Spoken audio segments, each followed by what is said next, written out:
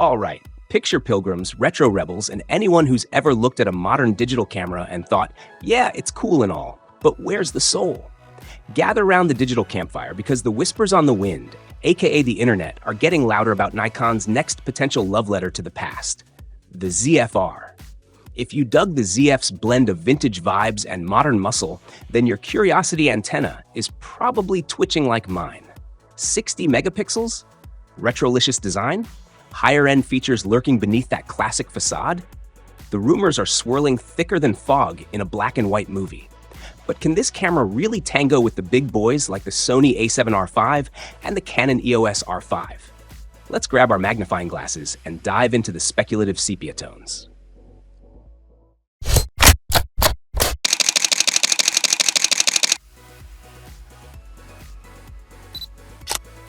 To understand where the ZFR might be heading, let's rewind to its predecessor, the ZF.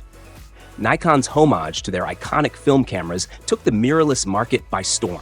It wasn't just about nostalgia. It packed serious tech into a design that screamed old-school cool. But let's be real, the ZF wasn't without flaws. Its grip? More fashion than function. And action photographers were left wanting more with its 10 frames per second speed limit. So, what does Nikon need to get right this time? Let's break it down. All right, let's talk specs. Word on the street is the ZFR might boast a jaw-dropping 60 megapixel sensor. That's putting it in the ring with heavyweights like Sony's a7R5 and Canon's EOS R5. But the real question is, how will Nikon make it stand out? A 60 megapixel sensor isn't groundbreaking anymore. Sony's been rocking it for a while. But Nikon's rumored focus on dynamic range and color depth could shake things up. There's even speculation about 16-bit RAW recording. If true, game changer. But let's keep our expectations in check. Realistically, we're probably looking at the standard 10 to 14-bit range, which, let's face it, is still incredible. Now, let's get into video. Will the ZFR have 8K recordings? Maybe. It's becoming the norm in high-end mirrorless cameras like Nikon Z8 and Z9.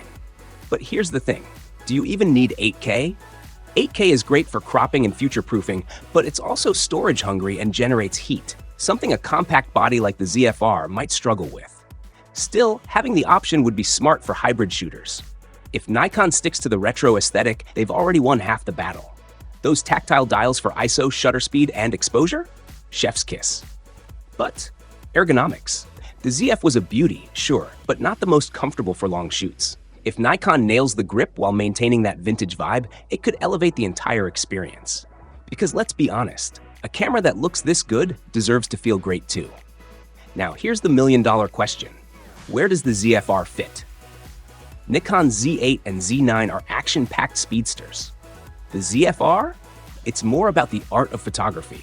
Think portrait and landscape photographers, or anyone who just loves a camera that feels like a classic.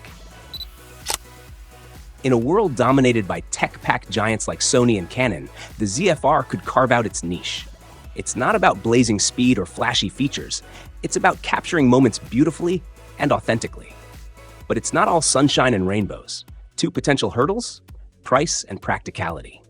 A retro-designed 60-megapixel full-frame camera? That's not coming cheap.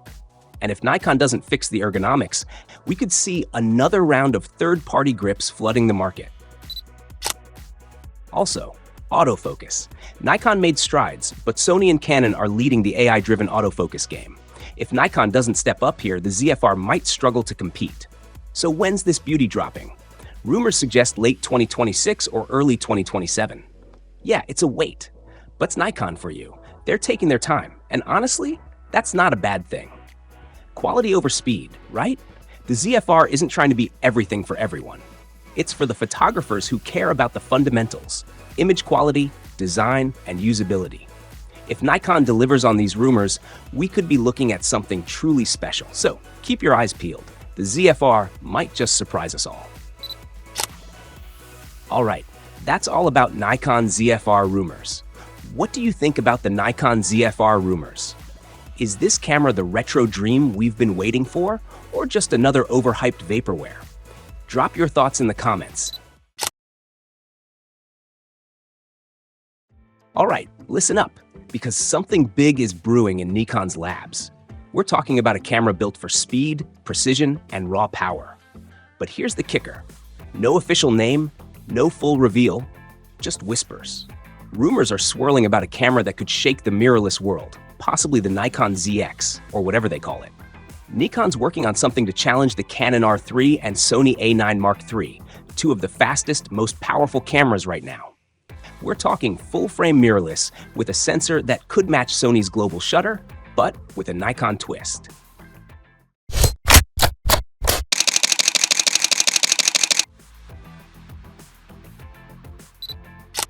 Now, remember, this is all based on whispers, leaks, and trusted sources. Nikon hasn't confirmed a thing, so while we're calling it the ZX for now, it could launch under a completely different name. But the big thing we're hearing? A global shutter sensor. And that, my friends, is huge. Imagine capturing fast-moving subjects without any of that warping effect, those bent lines. Crystal clear, precisely as it is. That's what a global shutter brings to the table. And if Nikon pulls this off, it could be a game changer. So what can we realistically expect? Canon's R3 and Sony's A9 Mark III have been dominating the mirrorless sports camera scene.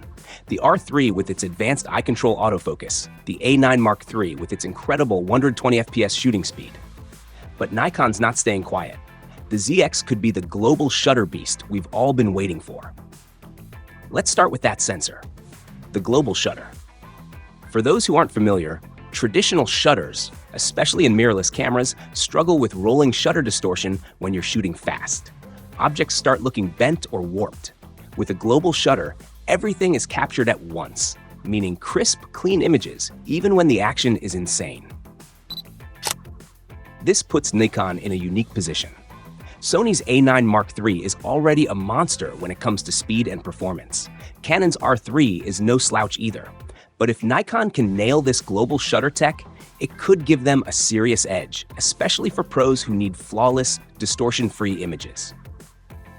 Moving on from the sensor, we're expecting top-of-the-line autofocus. Nikon's been steadily improving its autofocus systems, and if the ZX is going to compete, it's going to need something incredible. Canon and Sony have been ruling the autofocus game lately, with incredible subject tracking and eye detection.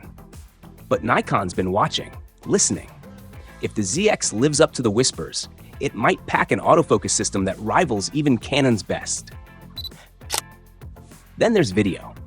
Nikon's been quietly upping their video game over the last few years, and with the ZX, we could see 4K at 120 FPS, or even 6K with smooth distortion-free motion. With the global shutter, you get much smoother video without that annoying jello effect when panning or capturing fast-moving subjects. If Nikon can deliver 6K at 120 FPS, they'll make a serious statement to hybrid shooters. And battery life? That's another area where Nikon's traditionally done well. We'd expect the ZX to offer solid performance, especially for pros who need to shoot all day without constantly swapping batteries. Now, when's it coming? That's the big question. There's no official word yet, but the consensus is that we could see it either late this year or early next year. Word on the street is that the camera is scheduled to be sent for testing to 50-plus pro Nikon photographers worldwide in the first quarter of 2026. So it's close, but not close enough. And price? With all these features, we're not expecting the Nikon ZX to come cheap. If you're looking at the Canon R3 and Sony A9 Mark III, you know this level of performance doesn't come cheap. The R3 is sitting at around $4,500, and the A9 Mark III is priced at $6,000. So where does that leave the Nikon ZX? Safe to say we're probably looking at somewhere between $5,500 and $6,500. So where does this leave us? The Nikon ZX, or whatever Nikon calls it, is shaping up to be a serious contender in the high-end mirrorless market. With its rumored global shutter sensor, it could be a game changer for action, sports, and wildlife photographers. While Canon's R3 and Sony's A9 Mark III already set the bar for speed, precision, and autofocus, the ZX could rival and possibly surpass them in some areas.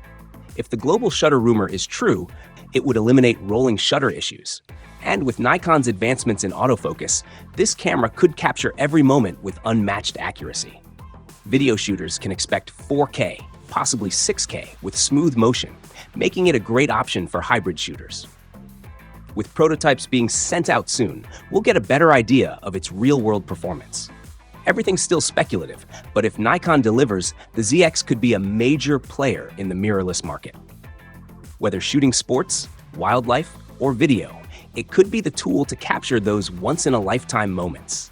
We're likely looking at a release in the third or fourth quarter of 2026, and until then, all eyes will be on Nikon.